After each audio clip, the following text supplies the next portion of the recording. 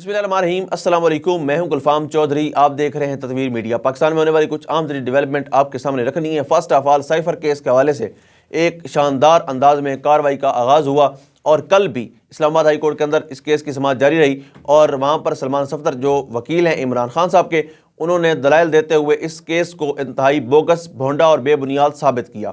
آج بھی جب ان کے دلائل چل رہے تھے تو عدالت وہاں پر حیران تھی، وہاں پر جو سامعین تھے وہ حیران تھے کہ اس قدر بھونڈا قسم کا، اس قدر بے بنیاد قسم کا کیس جو ہے عمران خان صاحب کے اوپر بنایا گیا ہے، جس کا سرے سے کوئی وجود ہی نہیں بنتا۔ اور اس میں جو فیصلہ دیا گیا اجلت کے اندر، جلدی میں جو فیصلے سنائے گئے تھے، صرف 8 فروری کے الیکشن کو ڈیمیج کرنے کے لیے، صرف لوگوں کو مایوس کرنے کے لیے جو فیصلے دیے گئے تھے، ان میں کتنے زیادہ بلنڈر ہیں، کتنے زیادہ ان میں نقص ہیں کہ وہ پہلی پیشی پاری لگ رہا تھا کہ اڑ جائیں گے، لیکن چلتے چلاتے ایٹ دا اینڈ آج نوٹس جاری ہوا ہے ایڈوکیٹ جنرل کو، مزید اس کے اوپر وہ کیا آ کر کہانی سناتے ہیں، کیا رام لیلا عدالت کے اندر پیش کرتے ہیں، کیونکہ آج کل عدالتوں میں صرف ڈیلینگ ٹیکٹ یوز ہو رہے ہیں۔ آج جو ادارے ہیں جنہوں نے ریکارڈ پیش کرنا ہوتا ہے، وہ چونکہ ہم بھی کورٹ میں جاتے ہیں اور کیسز کو دیکھتے رہتے ہیں، لاہور ہائی کورٹ کے اندر، ATC کے اندر، تو وہاں پر ہم دیکھتے ہیں کہ جو سرکاری مشینری ہے یا پروسیکیوٹرز ہیں، وہ صرف آ کر وہاں پر ڈیلینگ ٹیکٹ یوز کرتے ہیں،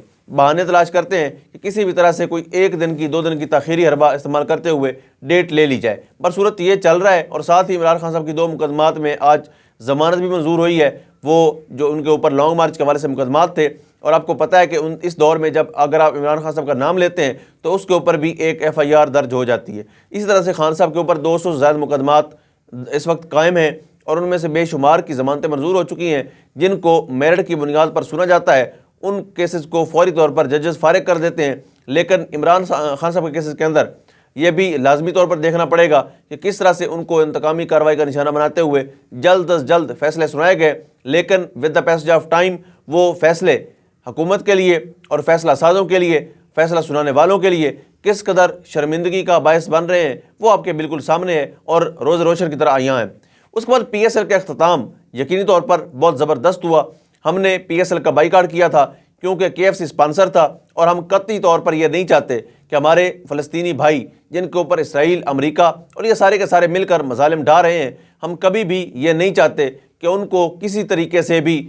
ڈیمیج کرنے والے لوگ پاکستان کے اندر سپورٹس میں یا کسی بھی ایکٹیویٹی میں اسپانسرشپ کریں۔ تو مجھ سمیت بہت سے پاکستانیوں نے PSL کا بائیکاٹ کر رکھا تھا، لیکن رات میں اسلام آباد یونائیٹڈ نے فائنل جیتا، اور فائنل جیتنے کے بعد ہم نے بھی تب دیکھا جب ہم نے سوشل میڈیا کے اوپر دیکھا کہ شاداب خان اور نسیم شاہ جو اس ٹیم میں مین پلیئرز تھے، انہوں نے جب فلسطین کے جھنڈے اٹھائے ہوئے تھے اور پوری ٹیم نے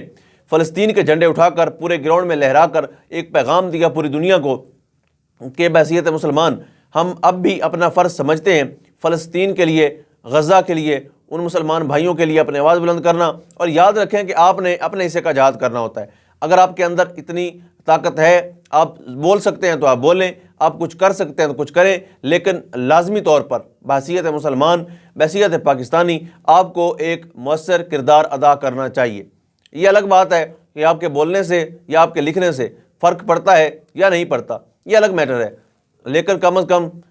بولنے سے یا لکھنے سے، اگر آپ کے بولنے لکھنے سے امت مسلمہ کا یا کسی ایک مسلمان کا بھی فائدہ ہوتا ہے تو آپ کو لازمی طور پر وہ کام کرنا چاہیے۔ اس کے بعد جی پاکستان کے اندر انصاف کا بول بالا جاری ہے، اور سستا اور فوری انصاف ایک ایسے ٹبر کے لیے جو مفرور بھی ہے، اشتہاری بھی ہے، مجرم بھی ہے، جن کے اوپر درجنوں مقدمات ثابت ہیں، اور جو ایک وقت میں کہتے تھے کہ پاکستان میں، لندن میں تو کیا پاکستان میں بھی ہماری کوئی پراپرٹی نہیں ہے، جو ایک وقت میں کہتے تھے کہ ہم پاکستانی شہری نہیں ہیں، پاکستان کے قوانین ہم پہ امپلیمنٹ نہیں ہو سکتے، آج نہ صرف وہ پاکستان میں آئے ہیں، نہ صرف ان کو پروٹوکول کے ساتھ ایئرپورٹ سے لے جایا گیا ہے، نہ صرف ان کو پروٹوکول کے ساتھ گھر تک پہنچایا گیا ہے، نہ صرف ان کو پروٹوکول کے ساتھ سینئر افسروں سے سیلیوٹ کروایا گیا ہے، بلکہ ان کو عدالتوں کے اندر پروٹوکول سمیت لے جا کر ان کی پیشی وہاں پر بھگتا کر، ان کی ضمانتیں کروا کر وہاں پر مقدمات ہی خارج کروا دیے گئے ہیں۔ یعنی آج نواز شریف کے دونوں بیٹوں حسن نواز اور حسین نواز کو 3 اہم ترین کیسز، جس میں ایون فیلڈ، العزیزیہ اور فلیگ شپ ریفرنس، ان تینوں ریفرنس کو خارج کر دیا گیا، ان تینوں ریفرنس سے ان کو بری کر دیا گیا ہے۔ یہ پڑا ہے اس ملک کا فرسودہ، بیہودہ، استحصالی اور گندہ نظام، جس کے تحت اس سسٹم کے بینیفیشریز کو بینیفیشری کیا جاتا ہے، ان کو بینیفٹ دیا جاتا ہے اور ان کو ان کی سہولت کاری کی جاتی ہے۔ دوبارہ سے انہی نالائقوں، نااہلوں، نکموں کو لا کر اس قوم کے اوپر نہ صرف مسلط کیا جاتا ہے بلکہ اس ملک، اس قوم کے تمام تر وسائل کو دوبارہ سے انہی اشرافیہ کی گود میں ڈال دیا جاتا ہے۔ تو یہ اس وقت عدالتوں کے اندر صورتحال چل رہی ہے، جہاں پر نواز شریف سمیت پورے ٹبر کو ریلیف بڑا زور شور سے مل رہا ہے۔ اس کے بعد سینئر صحافی سمیع ابراہیم صاحب نے شاہد خان افریدی پر کافی غصے کا اظہار کیا ہے، کیونکہ شاہد خان افریدی نے ایک سٹیٹمنٹ دی ہے کہ جی یہ جو جس طرح کا ماحول ہے پاکستان کے اندر، ان سب کو ختم کرنا چاہیے اور مل کر اس مسئلے کا حل کرنا چاہیے، آگے بڑھنا چاہیے۔ تو اس کے اوپر سینئر صحافی کا ریئیکشن آیا، انہوں نے کہا کہ آپ ایسا کیوں نہیں کہتے کہ صنم جاوید خان اتنے عرصے سے جیل میں ہیں، ان کو ریلیز کیا جائے؟ آپ کیوں نہیں کہتے کہ ڈاکٹر یاس میر رشید سمیت بہت سی خواتین ہیں جو جیلوں کے اندر بے گناہ پابند سلاسل ہیں، ان کو ریلیز کروانے کے لیے آپ کیوں نہیں آواز بلند کرتے؟ آپ کیوں نہیں کہتے کہ عمران خان کے اوپر 200 سے زائد بوگس مقدمات ہیں، ان مقدمات کو ختم کیا جائے؟ آپ کیوں نہیں کہتے کہ پاکستان کے اندر جو فسطائیت ہو رہی ہے اس کو روکا جائے؟ آپ کیوں نہیں کہتے پاکستان کے اندر جس کو مینڈیٹ ملا ہے، جس کو لوگوں نے ووٹ ڈالا ہے، اس کو اقتدار دیا جائے؟ انہوں نے مزید کہا کہ یہ انتہائی منافقانہ طرز عمل ہے جو شاہد خان افریدی نے اپنایا ہے۔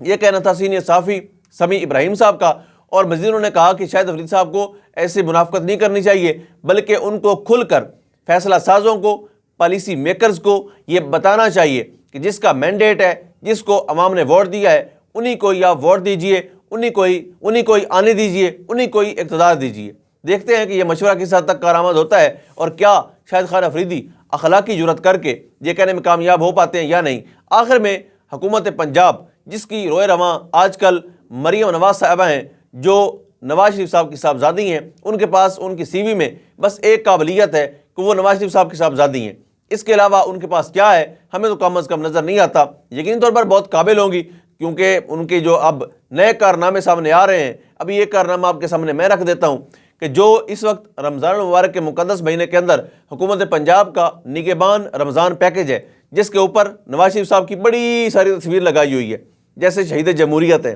ان کی بڑی ساری تصویر ہے، اور مجھ سمیت بہت سے پاکستانیوں نے اعتراض بھی کیا کہ بھئی ہمارے ٹیکسوں سے چلنے والا یہ نظام، ہمارے ٹیکسوں سے یہ تنخواہیں لینے والے لوگ ہیں، ہمارے ٹیکس کے پیسے سے یہ پروٹوکول لیتے ہیں، ہمارے ٹیکس کے پیسے سے ان کی تنخواہیں پوری ہوتی ہیں، ہمارے ٹیکس کے پیسے سے بجٹ بنتا ہے، تو اس بجٹ کے پیسے سے جو رمضان پیکیج دیا جا رہا ہے اس میں نواز شریف صاحب کا فوٹو کیوں ہے؟